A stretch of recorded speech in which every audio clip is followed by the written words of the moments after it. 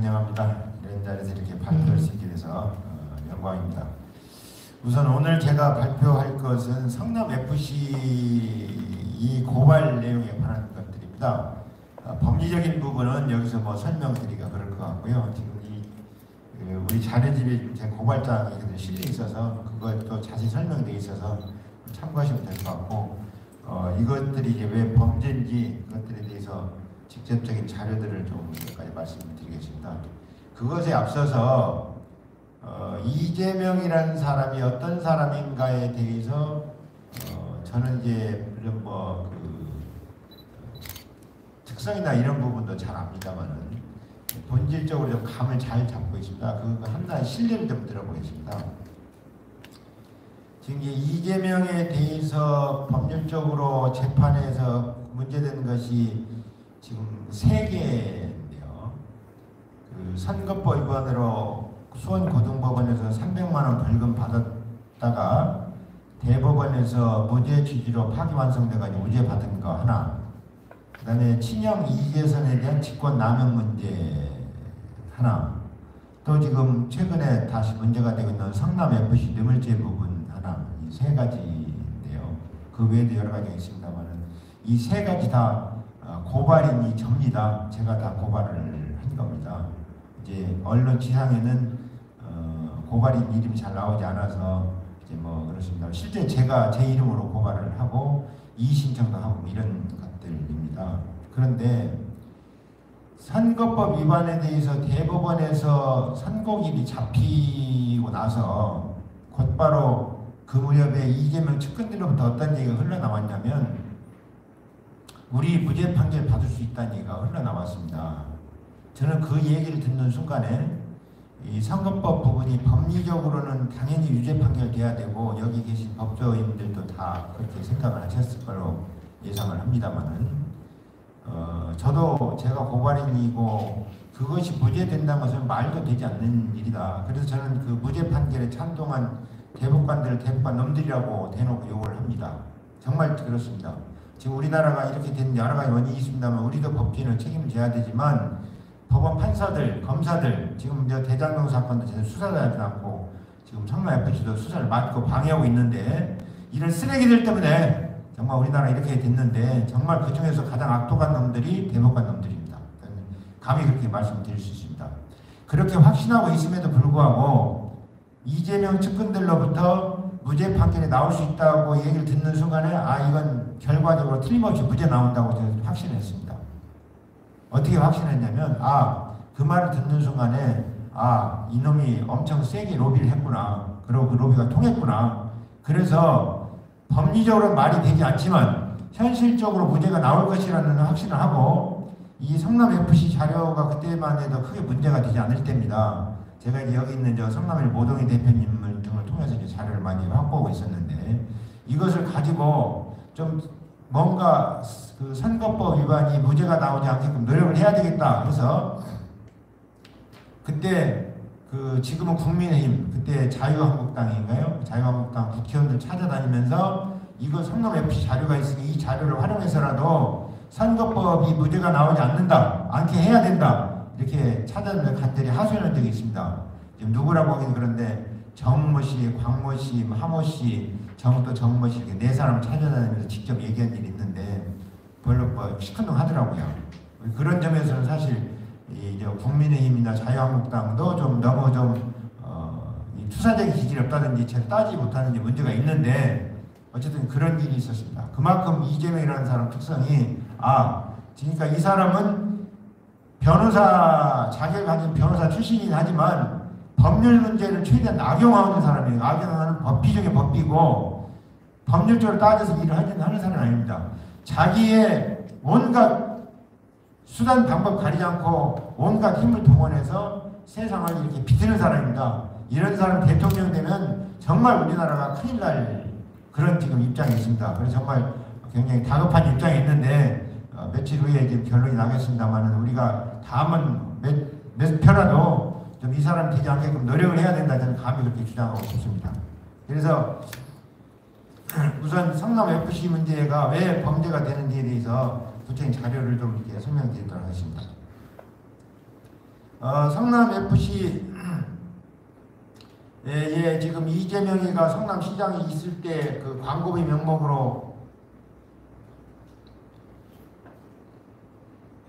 그 성남 지역에 활동하면서 성남시의 인허가권에 직접적인 관련 있는 기업들로부터 돈을 받은 것이 대기업들로부터 받은 것이 합계가 161억 5천입니다.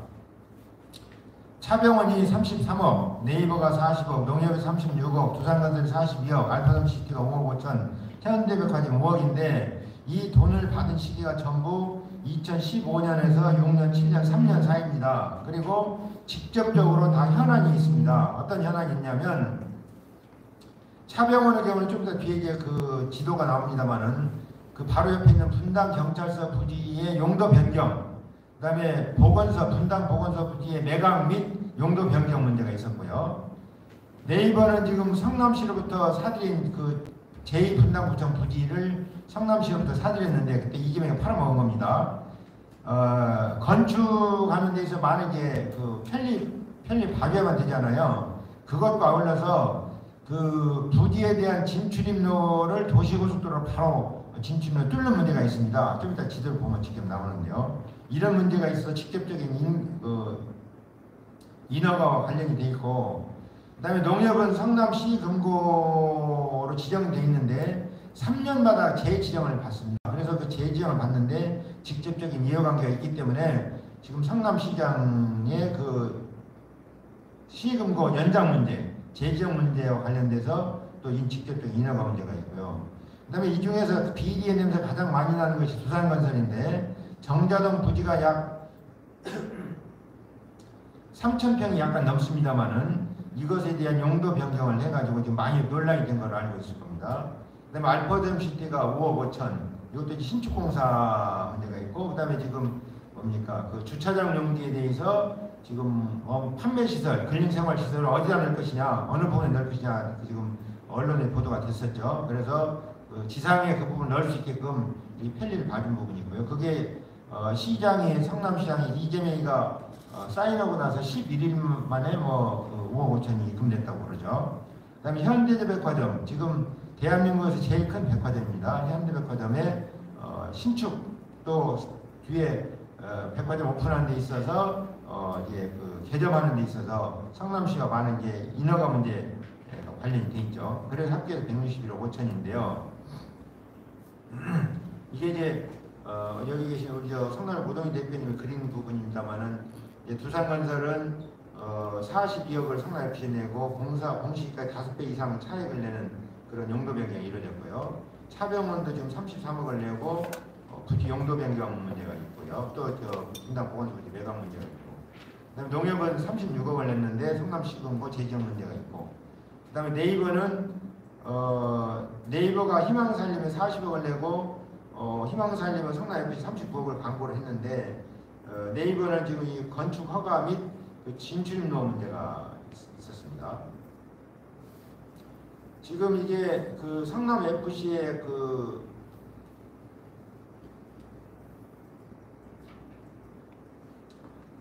성남FC의 그러니까 위에 지금 그 회색 부분이 토탈 그 성남시에서 지원받는 예산 플러스 지금 그 광고비로 이제 후원 받는 금액을 합친 금액이고요. 이 지금 이 파란색 선이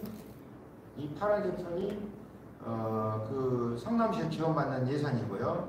이 지금 뭡니까? 이 황토색 선이 그 광고비 합계액인데 이 부분이 이제 그 전체에서 차지하는 비율을 보면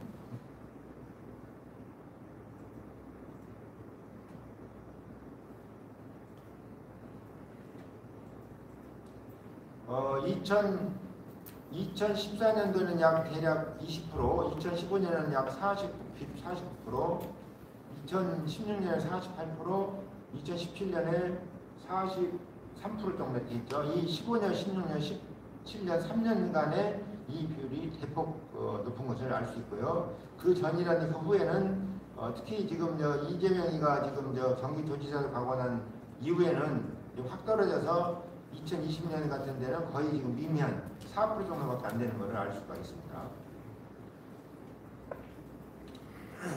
이것이 지금 이제 이대엽 시장 때 2009년 5월 4일 날 차병원과 성남시 사이에 이제 MOU를 체결하는 것인데, 이것은 뭐냐면 다음에 어차피 글자를 읽기가 힘드니까 이 부분이 현재 그 아랫부분이 분당 차병원이 있는 부분이고, 이 바로 위에 부분이 분당 경찰서가 있던 자리입니다. 근데 차병원이 아까 지금 성남시와 그 MOU를 맺고 지금 정자동에 분당 경찰서 부지를 매입을 해가지고 분당 경찰서 신축해주고 이것을 지금 교환해서 취득을 한 거죠. 이 분당 경찰서 부지 취득했습니다. 그 다음에 분당 보건소 부지는 현재도 있는데요. 지금 2009년대 이대엽 시장 때부터 차병원에 지금 현재 가장 중요한 수건 사업 중에 하나가 이 차병원 바로 옆에 분당 경찰서 부지와 분당 보건소 부지를 흡수해가지고 이곳에 국제 줄기세포 메디클러스터를 건축하는 것이 소원입니다.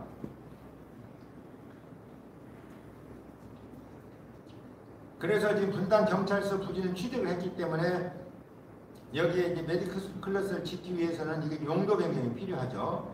그다음 분당 보건소 부지는 아직도 분당 보건소 공영청사 부지이기 때문에 이것을 차병원이 인수해야 되고 이걸 용도 변경을 해야 됩니다. 여기에 목숨을 걸고 있습니다. 차병원이. 그러니까 아까 이대엽 시장 때 지금 이렇게 해서 2009년 5월 4일 날 지금 이제 성남시와 이 MOU를 체결했는데, 안타깝게도 2010년도 7월 6월 지방선거 때 이제 이대엽 시장은 더 공천을 받지 못하고 이재명이가 공천받아고 시장이 당선이 됐습니다. 그러니까 차병원이 지금 현재 이대엽 시장 편을 드니까 이재명이가 당선 시장 취임하고 나서 차병원 완전히가 냉대해가지고 거들떠도 보지 않았습니다. 그러니까 차병원 지가 굉장히 속이 탔죠. 왜냐하면 지금 바로 여기 분당 경찰서 부지와 분당 보건소 부지를 함께 합쳐가지고 지금 줄기세포 메디클러스터를 좀 높게 좀 고층으로 지어야 되는데 지을 수가 없게 된 거잖아요. 그래서 이제 계속 이재명 시장에 접근했던 것으로 보여지는데, 요건 이제 네이버 거고요. 네이버 거고. 이게 지금 이게 2015년 5월 29일입니다. 성남시와 차병원 사이에서 지금 MOU를 다시 체결합니다. 이대엽 시장처럼 아까 이 MOU를. 근데 이 MOU를 체결하면서 돈을 다오 이렇게 했던 것으로 추정이 됩니다. 그때 당시에 저희들이 지역에 있으니까 얘기를 많이 듣는데, 지금 차병원에서 성남시에서 돈을 달라고 그랬다, 그런 얘기가 우리가 들은 바가 있습니다. 전에 들은 바가 있습니다. 물론 그것을 법정 증거로 쓸 수 있는 정도는 아닙니다만은 그런 얘기가 많이 흘러나와서 이 MOU를 체결한 겁니다. 그 무렵에 돈을 30억을 냈는데, 그것을 이제 정상적으로 낸 것처럼 해가지고 부가세 3억에서 33억을 내도록 한 겁니다. 차병원이. 그 다음에 이게 그 부분이고요. 지금 이제 네이버가 40억을 냈는데, 지금 요게 그림색 부분 나는 부분이 애초에 지금 현재 기왕의 네이버 제1사옥이고, 이 아랫부분 약간 좀 더 회색으로 좀 약간 유리가 박힌 부분이 이게 지금 분당 구청 부지에 지은 네이버 제2사옥입니다. 이 부분이 네이버 제2사옥인데, 여기 보면 지금 이게 차들이 지금 밀려있는 이 부분이 분당 복정간 도시고속도로입니다. 분당 복정간 도시고속도로인데, 이 도시고속도로 진출로를 이렇게 낸 이 부분이 있는 거죠. 그러니까 이 네이버가 여기에 사옥을 짓는 데 있어서 인허가 문제가 있고, 이 지금 진출로를 지금 이 도시고속도로 관으로 직접 건물로 진출로 난 부분이 거의 없습니다. 지금 아마 유일하게 지금 이게 예외가 아닌가 싶은데, 직접 진출로 난 거 확인하지 못했습니다만 아마 거의 유일한 예외일 겁니다. 그러니까 엄청난 특혜죠. 이러니까 네이버 입장에서 이제 돈을 내라고 하니까 뭐 안 줄 수 없잖아요. 그래서 40억을 냈는데, 그것도 우리가 전에 듣기를 네이버에 돈을 내라고 그러니까, 아니 우리가 어떻게 돈을 내느냐, 돈을 낼 명분을 다오, 통로를 만들어 다오, 네이버가 그렇게 요구했다고 그럽니다. 그래서 지금 다른 데는 다 직접적으로 돈을 냈는데, 이거 보면 여기 이게 협약서인데요. 네이버와 성남FC와 그 희망살림 사이 이제 협약서인데 이재명이가 그 무렵에 롤링 주빌리라고 해가지고 신용 불량자들 채권을 이제 한 10년 정도 지나면 뭐 많으면 한 3% 적으면 한 1% 이렇게 값이 떨어져요. 그래가지고 그걸 사서 소각해주는 일을 명분으로 삼았어요. 그것을 이제 하는 기관이 롤링 주빌리 사업을 하는 그 단체가 희망살림이었는데 희망살림의 재윤경 씨가 그 희망살림을 실무자로서 도맡아서 했는데 그 재윤경과 이제 짝짝꿍이 된 겁니다. 그래서 그 후로 이 성남시에 이제 성남시 뭡니까 이 금융센터도 지금 희망살림에 위탁을 해주고 연간 무슨 위탁 수수료만 한 5억에서 5억 2천 정도 가는 정도 금융센터 희망살림에 수탁을 해주고 그 다음에 재윤경 의원을 비례대표 국회의원까지 만들어줬습니다. 여기 보면 40억 원을 네이버는 이가 그 뭡니까 롤링 주빌리 사업을 위해서 희망살림에 40억을 내고 그 다음에 희망살림은 성남FC 그리고 39억을 광고비 후원한다는 협약을 맺었는데 이것만 공개적으로 협약을 맺은 겁니다. 다른 거는 공개적으로 협약 맺은 게 없어요. 그러니까 돈과 관련해서. 그러니까 협약을 하면서도 아까 예를 들어서 지금 차병원 같은 경우에도 협약은 맺었지만 돈 낸다는 얘기가 없습니다. 그런데 네이버만 돈 낸다는 얘기가 이 협약서 안에 들어있습니다. 여기 보면 그 40억을 내대 2015년 5월에 2015년 9월 2016년 5월 2016년 9월에 각 10억씩 해서 40억을 낸다 이렇게 지금 협약을 한 겁니다. 근데 이것을 이제 아마 만약에 이제 희망살림 돈이 40억이 들어가면 성남FC에 돈을 안 낸다고 생각을 해서 그런지 어떤지 이 중에 아예 39억을 공개적으로 희망살림은 성남FC 광고비로 후원한다. 그런 이제 협약을 이게 협약서에 들어가 있는 겁니다. 그때 당시 아마 이제 이재명과 재윤경 사이가 그렇게 신뢰할 만한 사이가 아마 아니었을 가능성도 있습니다. 그건 정확히는 알 수가 없고요. 그래서 흔히 우리가 지금 그렇게 얘기했죠. 이 1억 원은 그냥 경유비다, 경유비. 명목상 경유비고 실제는 네이버가 성남FC에 40억을 낸 거나 마찬가지다. 그리고 어쨌든 간에 법리적으로는 네이버가 40억을 희망살림에 준 부분은 그 자체를 뇌물죄로 봐야 된다. 이렇게 지금 생각을 합니다.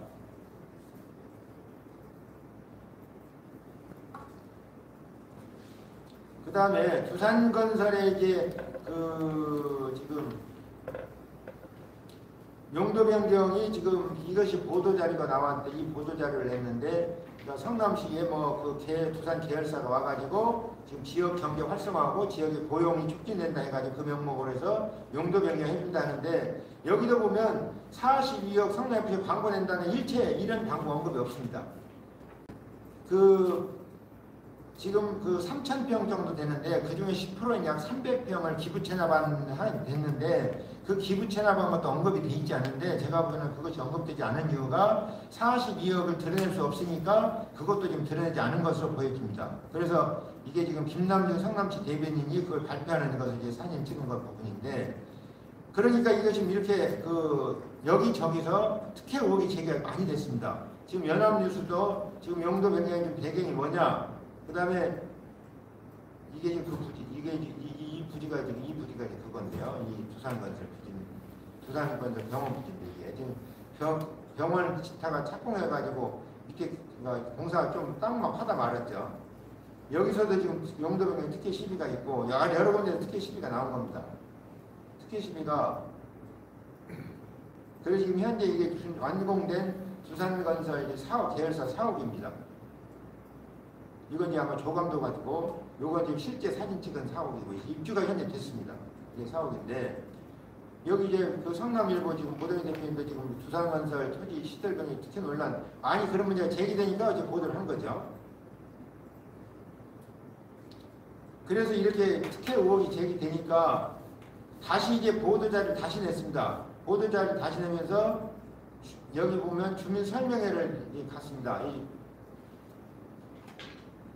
이게 지금 이제 그 두산건설과 관련해서 주민 설명회를 갖는 장면입니다. 통상적으로 어떤 사안에 대해서 지금 그 관공서에서 2번씩이나 보도 자료를 내고 이렇게 지금 발표하고 나서 주민 설명을 갖는 것은 극히 이례적인 일입니다. 그런데 이것이 지금 계속 붉어지면, 특혜가 붉어지면 심각해지게 생겼으니까 그걸 잠재우기 위해서 다시 보도자료를 내면서 주민 설명회를 갖는 겁니다. 여기 보면 이 도시관리계획 재정비 추진 경위에도 보면 지금 전체 면적의 10%인 993.6평방미터를 기부 체납하는 것만 들어있지 42억 그 성남에 후원한 부분 들어가 있지 않습니다. 만약에 이것이 떳떳하다고 그런다면 여기 들어가 있지 않을 리가 없습니다. 당연히 여기다 넣었죠. 은밀하게 한다는 것은 지금 여기서 돈을 들어간 데 있어서 다음에 다시 한번 얘기하겠습니다만은 관내에 있는 기업들이 성남FC에 지금 차병원이 33억, 네이버가 40억, 농협이 36억, 두산건설이 42억, 현대백화점이 5억, 알파돔시티가 5억 5천을 내는 데 있어서 지금 공개적으로 돈이 언급된 것은 아까 지금 네이버만 40억이 언급돼 있지 다른 데는 하나도 언급된 게 없습니다.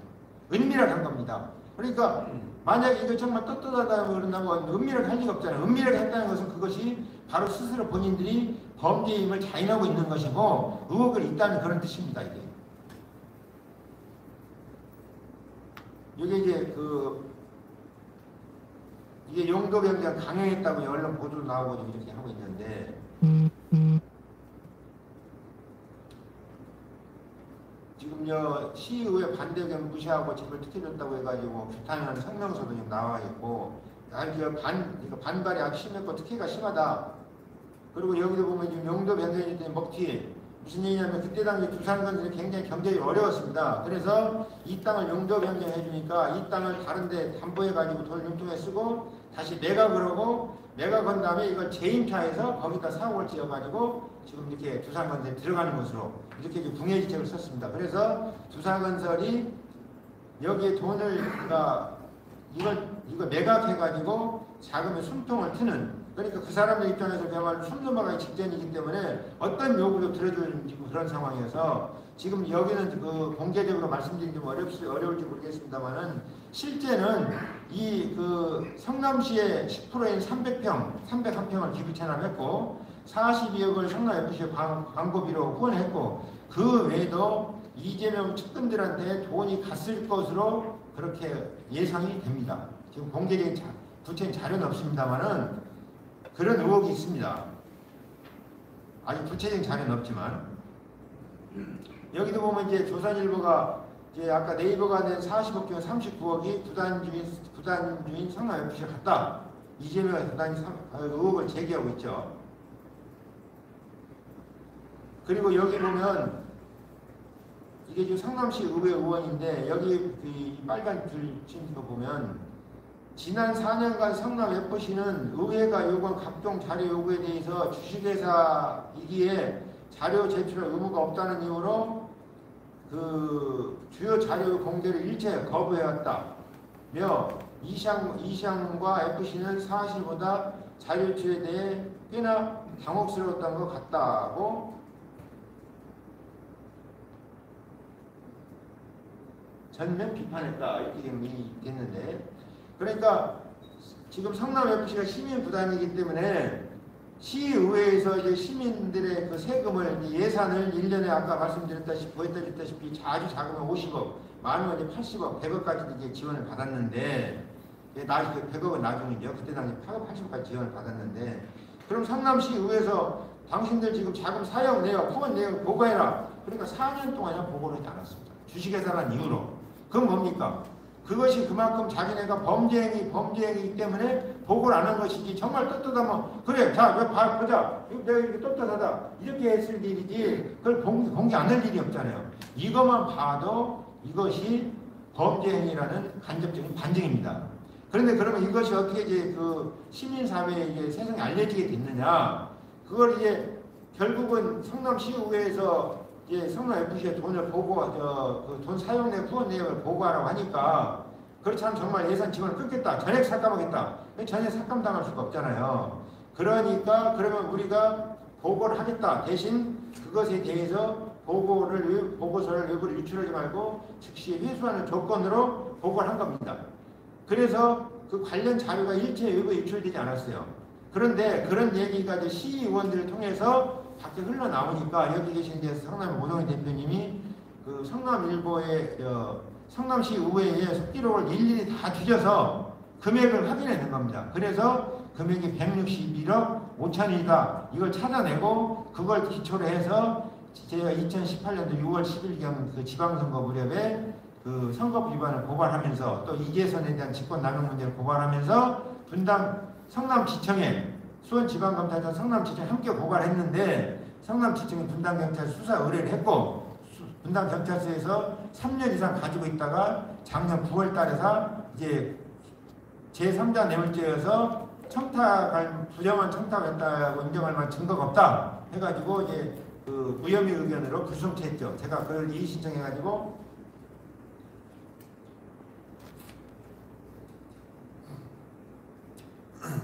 결국 이제 박하영 차장검사하고 지금 박은정 지청장하고 갈등이 있는 결과적으로 해가지고 다시 지금 분당경찰서에 보완 수사를 해서 보완 수사가 돼 있는 상태죠. 만약에 이제 대선이 끝나면 본격적으로 보완 수사를 하든지 뭐 다시 뭉개든지 할 것 같은데 이번 대선에서 이재명이가 낙선이 되면 본격적으로 수사해서 그야말로 이재명이 제3자 뇌물죄를 결론 낼 것 같고 이재명 대통령 되면 또 다시 뭉개서 유야무야해서 지금 무혐의를 다시 할 가능성이 높죠. 그러니까 이번 대선이 이재명의 지금 비리가 대장동 마냥 여러 가지 비리가 수도 없이 많은데 성남FC 비리도 많은데 제대로 밝혀지려고 그러면 이번에 정말 우리 국민들이 정말 똘똘 뭉쳐가지고 정권 교체를 해야만이 이재명 이런 비리들이 본격적으로 드러난다. 이렇게 지금 자신을 확신할 수 있죠.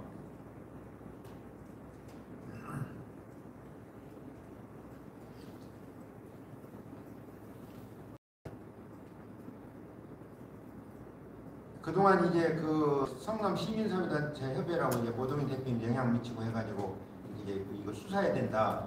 K재단 미르스포츠 K재단과 동일하지 않느냐. 지금 여러분들 우리 법조인들 언론 보도를 봐서 아시겠습니다만은 K재단 미르스포츠 경우에 삼성 그룹의 이재용 부회장은 구체적인 현안이 없다고 그래가지고 무죄 판결이 됐고 지금 롯데그룹의 신격호 회장 같은 경우 신격호가 아니라 지금 신동빈 지금 현재 회장인가 부회장인가요? 그 사람은 지금 뭡니까 면세점 등 구체적인 현안이 있다고 그래가지고 돈 낸 부분이 유죄가 확정됐죠. 그러니까 이것도 지금 그렇게 구체적인 현안이 있기 때문에 제3자 뇌물죄에서 지금 거의 다 이제 됐습니다만은 이 부분에 좀 설명을 하고 말씀을 드리면 끝까지 말씀드리고 하겠습니다. 지금 이것이 이제 알파덤시티 부분이고 알파덤시티가 본래는 이렇게 도움이 있었는데 애초에 처음 설계단에 도움이 있었는데 설계 변경해가지고 이제 돈이 많이 들고 그래서 그런지 이제 도움을 없애버렸어요. 없애질 때 설계 변경을 이제 했고 그 다음에 이제 이 부분이 이제 판교 현대백화점이죠. 이 부분 이제 그 개업하고 하는데 건물 짓고 개업하는 데 있어서 이제 많은 인허가 관련돼 있으니까 이제 돈을 내라고 하니까 뭐 직접적으로 돈을 내라고 했는지 아니면 눈을 깜빡여가지고 뭐 장애물 해가지고 결국 그 돈을 내라는 것을 알아듣고 돈을 냈는지 모르지만 간접적으로 돈을 내라고 했을 것으로 보여집니다. 우리가 그때 밝힐 수 없어 그렇지. 지금 이것을 제가 고발한 것은 제3자 뇌물죄로 고발했는데 저는 이거 제3자 뇌물죄가 아니고 뇌물죄가 된다고 생각합니다. 왜 뇌물죄가 된다고 생각하냐면 이재명이가 성남FC의 구단주의를 할 뿐만 아니라 직접적으로 구단의 주요한 부분은 다 자기가 챙겼어요. 그래서 다 자기가 배나라, 감나라, 사과나라 이렇게 다 관여를 했습니다. 그렇기 때문에 그런 것을 조사해서 밝히면은 직접적인 뇌물죄가 된다 이렇게 판단을 했는데 하고 뇌물죄로 고발했는데 경찰에서 지금 제3자 뇌물죄도 제대로 수사 않는 마당에 뇌물죄로 관여 사항을 지금 수사할 리가 없고 수사하면 분명히 밝혀집니다. 그래서 장담합니다. 그래서 뇌물죄로 고발했는데 이제 여기 다 우리 법조인들 아시다시피 뇌물죄와 제3자 뇌물죄의 차이는 돈을 받은 주체가 제3자이기도 하지만은 구성 요건이 다르죠. 뇌물죄는 돈만 직무와 관련이 있다고 의심성이 있어서 돈만 받으면 뇌물죄가 되지만 제3자 뇌물죄는 부정한 청탁을 받아야만 되죠. 그런데 부정한 청탁을 한 부분을 현실적으로 밝히기가 굉장히 어렵지 않습니까? 그러니까 우리 법조인들은 아시겠습니다만은 대법원에서 지금 어떤 입장을 취하고 있냐면 이렇게 현안이 구체적으로 있을 경우에는 이것을 부정한 청탁이 있는 것으로 보는 거 아닙니까? 이렇게 구체하고 직접 그러니까 타이밍, 시점이나 여러 가지 인허가 문제나 이런 거 직접적으로 이렇게 관련이 있다고 밝혀질 때는 직접적인 그러니까 청탁이 있는 것으로 결국 보잖아요. 지금 성남FC 경우는 이렇게 직접적인 청탁이 다 있다고 볼 만큼 현안이 다 직접적으로 다 구체 연관이 돼 있죠. 밝힐 수 있죠. 그러니까 이거는 제3자 뇌물죄가 되는 것은 틀림없습니다. 그 다음에 여기다 하나 또 좀 첨언할 것은 뭐냐면 결국 이제 성남FC에 무리하게 후원을 해서 어떻게든 이재명이 돈을 이제 빼먹어야 되겠는데 저는 그렇게 예상을 합니다. 되겠는데 그 중에 하나가 이제 최근 언론 보도 나왔습니다만은 성남FC가 어디 대구에 원정경기 갔을 때 거기에 뭐 응원단을 뭐 차를 5대인가 동원해가지고 전체 비용 동원해서 했는데 결국 이재명의 선거를 도왔던 사람들 그것도 실공한 거 아니냐 이런 의혹이 제기될 정도로 보도가 됐죠. 그런 저런 방법을 빼먹기 위해서 아니 정상적으로 뭐 시의 예산이 좀 더 들어가든 덜 들어가든 자기한테 무리하게 돈을 그야말로 기업체들 해가지고 뭐 협답해가지고 성남FC 내게 했을 까닭이 없잖아요. 그렇게 한 거 저는 확신하는데 근데 그렇게 해도 빼먹는 게 한계가 있으니까 결국은 이 모집수당 성남FC 돈을 이렇게 모으면 성과 그 모집수당을 이렇게 주는 규정을 좀 뒀습니다. 이 규정이 임직원의 경우는 10% 한도 그 다음에 공무원의 경우는 10%에서 20% 사이 그 다음에 일반 광고사 및 일반 시민은 20%까지 이렇게 이제 모집수당을 주기로 이렇게 돼 있는데 이것도 지금 다른 FC에서 이렇게 있는지 잘 모르겠어요. 극히 이례적인 규정으로 알고 있는데 실질적으로 지금까지 제가 여러분들 설명드린 것을 여러분 아시다시피 실제 모집 행위를 한 사람은 다 실질 영향력 행사한 사람은 이재명이나 그 측근들로 추정이 되잖아요. 그럼 모집수당을 정상적으로 안 줘야 되죠. 그런데 이제 돈을 빼먹기로 작정하고 이거 모집을 했기 때문에 한 것으로 추정이 되는데 그러면 중간에 사람을 적당히 내세워서 모집수당을 빼돌렸을 것으로 그러니까 맥시멈 20% 정도 빼돌리지 않았을까. 그러면 만약에 161억 5천만 원이면 32억 정도 되죠. 32억 정도 되는 모집수당을 빼돌리지 않았을까. 이런 것을 이제 제가 작년 초 무렵에 이걸 이제 입수를 해가지고 이걸 이제 분당 경찰에 추가로 적어내면서 이 부분에 수사를 해달라 요청을 했는데 아마 제대로 수사를 하지 않은 것으로 보여집니다. 어쨌든 지금 이 성남FC 문제만이 아니라 지금 이제 여기 원래는 제가 백현동 문제도 하기로 돼 있는데 백현동 문제를 제가 준비를 하지 못하고 못했습니다만 백현동 문제라든지 대장정 문제라든지 기타 지금 이거 외에도 비리가 지금 의혹되는 의혹이 어마어마하게 많습니다. 가스공사 부지라든지 또는 판교에 연결되는 부분에 지금 호텔 문제라든지 또는 지금 펀스테이션이라든지 마이스 단지라든지 지금 판교 구청 부지를 지금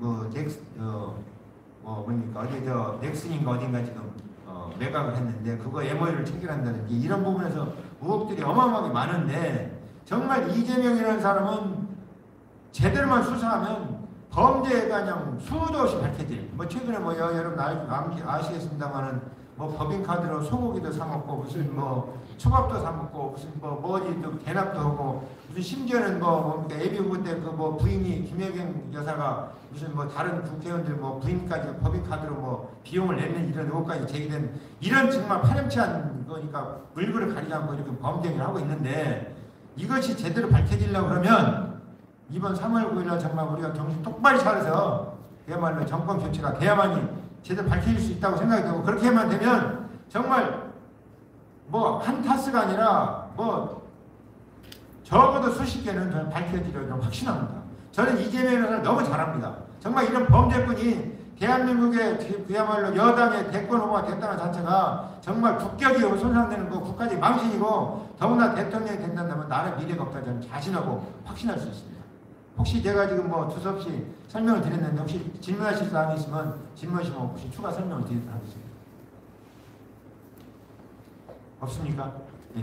어쨌든 수사에서 제일 중요한 것은 수사하는 사람들이 범죄를 밝히려는 의지인데 그 의지가 생기기 위해서는 그야말로 검찰이 지금 대장동도 지금 성남FC에서 제대로 손도 안 대려고 했는데 제대로 밝히려면 그야말로 검찰이 수사 의지가 생기게끔 정권이 교체가 돼야만 된다. 다시 한번 강조하면서 제 발표를 마치도록 하겠습니다. 감사합니다.